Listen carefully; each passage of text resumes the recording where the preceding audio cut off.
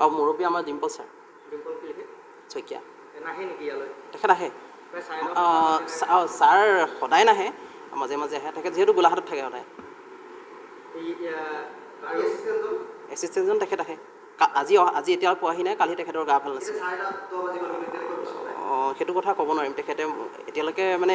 গাটো বেয়া যে কালি সেইটো গম পাওঁ কিন্তু আজি কিয় সেইটো মই নাজানো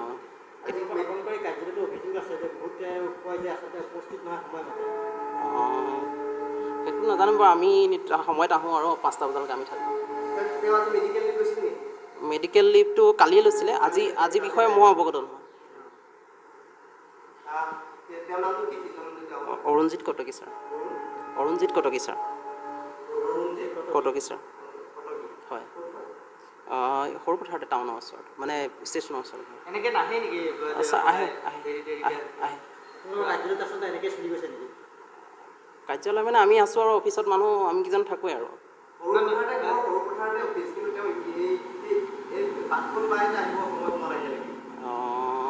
আহে কিন্তু আজি এতিয়া তেখেতৰ গা ভাল নাই কাৰণে মইতো ক'ব নোৱাৰিম ন তেখেতে মোক জনোৱাও নাই আৰু মই ফোন কৰা নাই মানে এতিয়ালৈকে